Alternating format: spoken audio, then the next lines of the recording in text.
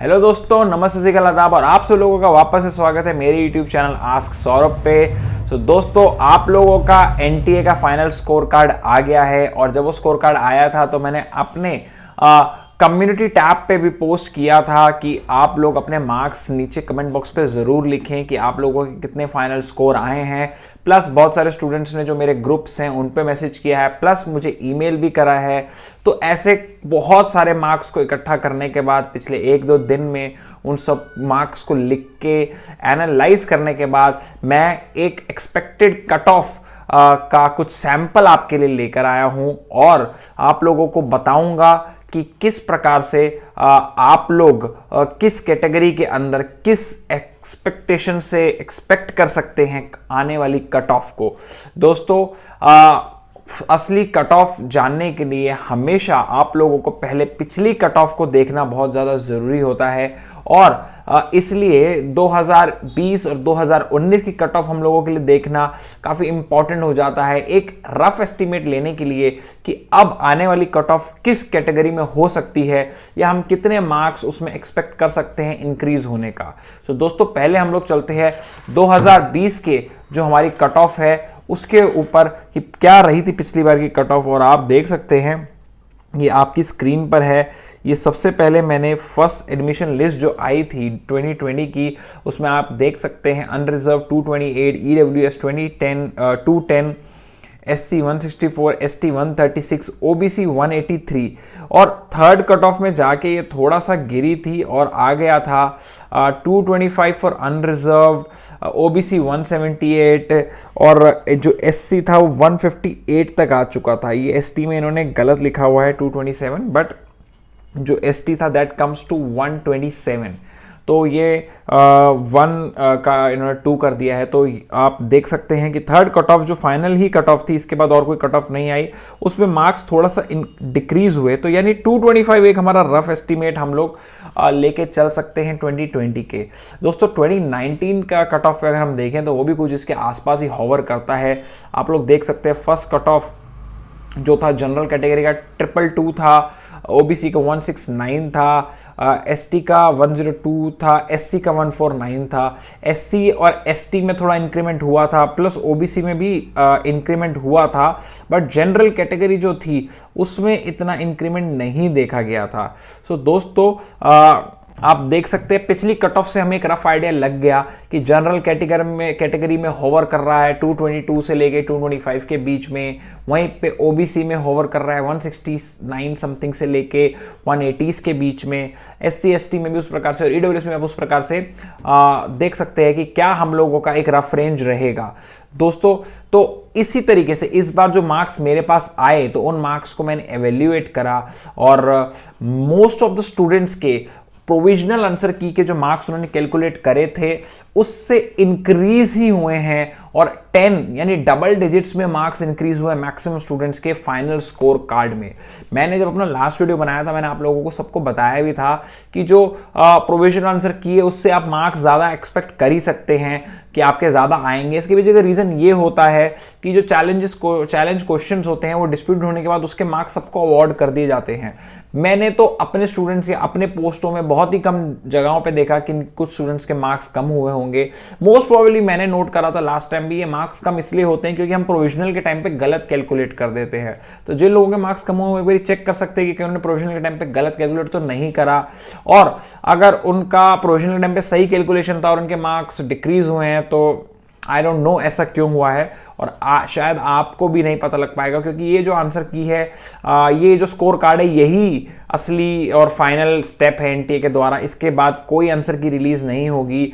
जो आंसर की पहले आ चुकी है वही आंसर की फाइनल आंसर की रहने वाली है। एंड तक आप लोगों को कुछ नहीं पता चल पाएगा कौन से क्वेश्चन डिस्प्यूटेड थे, जैसे किन क्वेश्चंस थे जिनके लिए आपको मार्क्स मिला। तो एक सस्पेंस ही रहेगा ये आप लोगों के लिए और आप फाइनल स्कोर कार्ड के बेसिस पर ही दिल्ली यूनिवर्सिटी में एडमिशन ले पाएंगे। दोस्तों, आपने पिछली कट ऑफ के बारे में देखा और मेरे को जो स्टूडेंट्स ने मार्क्स भेजे थे उसमें प्रोविजनल से काफी अच्छा इंक्रीमेंट था और एक बहुत हेल्दी कैटेगरी मेरे पास कुछ रेंजेस में आई थी। तो ये रेंजेस 6 मार्क्स से लेके 8 मार्क्स के बीच में है। मैंने 6 to 8 लिया है फॉर अ सेफर साइड।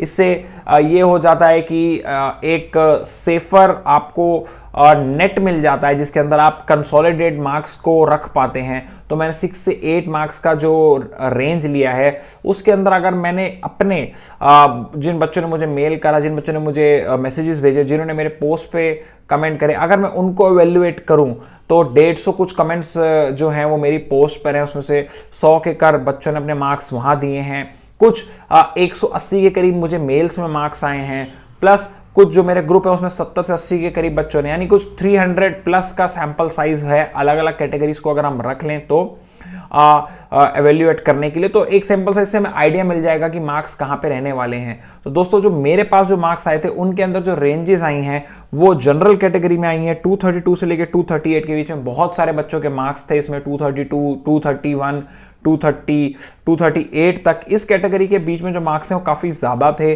और उसके साथ ईडब्ल्यूएस में 214 से लेकर 224 के बीच में मार्क्स थे, बहुत ज्यादा मार्क्स थे 214 से 224 के बीच में। अच्छा, मेरे पास मार्क्स बहुत सारे आए हैं, हाईएस्ट 309 भी आया है मेरे पास, ठीक है, और मैंने सुना है कि 319 भी किसी बच्चे का आया हुआ है। मगर मैं सिर्फ उन्हीं कैटेगरी को लेकर आप लोगों को कट ऑफ बता रहा हूं जिनकी रेंजेस बहुत ज्यादा थी, यानी उस रेंज के अंदर मैक्सिमम मार्क्स थे, तो वो मैं आपको बता रहा हूं। उसी तरीके से ओबीसी भी आप देख सकते हैं 190 से 196 के बीच में मेरे पास जो मार्क्स आए हैं उसमें 190 से 196 के बीच में बहुत सारे मार्क्स हैं ओबीसी कैटेगरी में। एससी में 162 से 166, एसटी में मेरे पास 2-3 मार्क्स ही आए थे बच्चों के, इसलिए मैंने for safer side last year का कट ऑफ ही लिया है 136 का। तो आप देख सकते हैं, अगर आप इसको स्क्रीन को देखें तो जनरल कैटेगरी की जो कट ऑफ है वो 232 से 238 के बीच में रह सकती है, ईडब्ल्यूएस की 214 से 224 के बीच में रह सकती है, ओबीसी की 190 से 196 के बीच में रह सकती है, एससी की 162 से 166 के बीच में रह सकती है और एसटी की 136 के आसपास रह सकती है।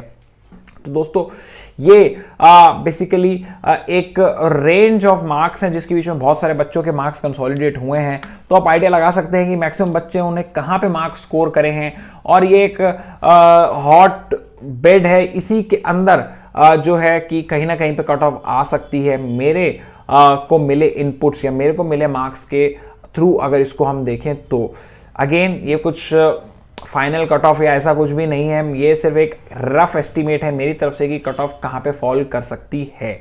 दोस्तों इसमें तो आप लोग ये देख ही रहे हैं कि मार्क्स कहां पे आ रहे हैं, साथ के साथ बहुत सारे लोगों का क्वेश्चंस भी थे कुछ मार्क्स को लेके, अपलोड्स को लेकर। तो मैं आप लोगों को बता रहा हूं और मैं पहले ही बता दिया है वीडियो के अंदर कि इसके बाद कोई आंसर की नहीं आने वाली है, ये मार्क्स आपका फाइनल स्कोर कार्ड है, इसको कैसे चैलेंज करते हैं, कुछ करते हैं, ऐसा कोई भी प्रोविजन नहीं, यही आपका असली मार्क्स अब रहने वाले हैं। और क्वेश्चंस लोगों के आ रहे थे अपलोड्स को लेके कि भैया वो सर्टिफिकेट्स जो कास्ट सर्टिफिकेट, देखो एससी और एसटी का जो कास्ट सर्टिफिकेट है उसकी कोई टाइम लिमिट नहीं होती, मगर ईडब्ल्यूएस और ओबीसी जो तक करंट फाइनेंशियल ईयर में आपके सर्टिफिकेट्स होने चाहिए। करंट फाइनेंशियल यानी आपका इंडिया का फाइनेंशियल जो चलता है वो अप्रैल से मार्च 31 तक चलता है। तो आप अगर इस साल अगर एडमिशन ले रहे हैं तो आपको जो कास्ट सर्टिफिकेट है ईडब्ल्यूएस और ओबीसी नॉन क्रीमी लेयर के लिए वो इसी फाइनेंशियल ईयर का होना चाहिए। करेक्टर सर्टिफिकेट दे रहे हैं तो 6 मंथ से ज़्यादा ओल्ड नहीं होना चाहिए।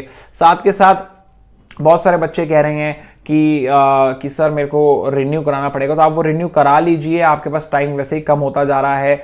आपको अंडरटेकिंग देने का ऑप्शन मिलेगा, मगर वो अंडरटेकिंग देने का ऑप्शन आपको किस लेवल तक मिलता है, किस स्टेज तक मिलता है, वो मैं भी नहीं बता सकता, वो डिस्क्रिप्शन है दिल्ली यूनिवर्सिटी के ऊपर कि वो कितने समय तक की अंडरटेकिंग देने का ऑप्शन देता है। प्लस बहुत सारे बच्चों के जब पिछली बार मार्क्स अपलोड करने की बारी आई थी तो उनके अंडर ग्रेजुएशन का रिजल्ट नहीं आया था। उम्मीद करता हूं अब तक यूजी का रिजल्ट उनका आ चुका होगा, और अगर अभी उनका यूजी का रिजल्ट नहीं आया है तो भी अंडरटेकिंग देने का ऑप्शन आपके पास रहेगा, मगर वो मेरिट लिस्ट दिल्ली यूनिवर्सिटी की आने तक रह सकता है या उसके आने के कुछ दिन बाद तक रह सकता है, मगर आपको एडमिशन लेने से पहले वो अंडर ग्रेजुएशन के मार्क्स अपलोड करने पड़ेंगे। प्रोविजनल सर्टिफिकेट, जो प्रोविजनल सर्टिफिकेट आप लोगों को मिलता है अंडर ग्रेजुएशन डिग्री का, वो भी आप लोगों को अपने कॉलेजेस से अब ले लेना चाहिए। अगर कुछ कॉलेजेस में वो मिलता है डिग्री के साथ, कुछ कॉलेजेस में वो डिग्री के साथ नहीं मिलता। जिन कॉलेज में डिग्री के साथ नहीं मिलता आप अप्लाई कर लीजिए। अगर आपको लग रहा है कि मैं एडमिशन दिल्ली यूनिवर्सिटी में होने वाला है तो प्रोविजनल सर्टिफिकेट लेते हैं, जो डिग्री सर्टिफिकेट होता है एक तरीके का आपके अंडर ग्रेजुएशन कॉलेज का, वो लिया जाता है। अगर आप दिल्ली यूनिवर्सिटी से नहीं है तो आप लोग कोशिश करिएगा कि आपका जो प्रोविजनल सर्टिफिकेट है वो आप अपने प्रीवियस कॉलेज से ले लें। अगर आप नहीं ले पाएंगे, उसमें समय लग रहा होगा, तब भी आप उसके अंदर अंडरटेकिंग दे सकते हैं, मगर वो अंडरटेकिंग भी कुछ ही समय तक के लिए होती है। आपको उस समय के अंदर वो प्रोविजनल सर्टिफिकेट लाना होता है। तो दोस्तों अगर आपके और भी अभी क्वेरीज हैं कि एडमिशन के प्रोसेस को लेकर, और उसके अंदर अपलोड्स को लेकर तो मैं एक ये लिंक आपकी स्क्रीन पे डाल चुका हूं और इसको मैं डिस्क्रिप्शन बॉक्स में भी डाल दूंगा। आप इस पे ईमेल कर सकते हैं और कांटेक्ट कर सकते हैं, तो आपको इस पर रिवर्ट आ जाएगा। ये दिल्ली यूनिवर्सिटी का ऑफिशियल लिंक है दोस्तों। इसके साथ साथ मैं इस वाले बैच को, जो ये अब दिल्ली यूनिवर्सिटी का 2021 का बैच आने वाला है, उनको और भी ज़्यादा लकी मान रहा हूँ, क्योंकि इस 2021 बैच के अंदर जो YouTube के बहुत ही बड़े स्टार हैं, गौरव तनेजा, फ्लाइंग बीस्ट के नाम से इनका चैनल है, उनको मैं थोड़ा फॉलो करता हूं। प्लस मेरे बहुत सारे स्टूडेंट्स ने भी मुझे बताया कि उनके भी 235 मार्क्स आए हैं और उन्होंने अपने इसको चैनल में बताया था। अगर ये जो मार्क्स जो मैं बता रहा हूँ आपको ये होल्ड करते हैं 232 से 238 के अंदर, तो I think Gaurav will be sitting with many of you in Delhi University। कौन सा सेंटर उनको मिलेगा don't know, but it will be honour for all of us to host him. और आप लोगों के लिए लकी बात होगी कि आपका जो बैच है वो फ्लाइंग बीस्ट के साथ वाला एक बैच होगा।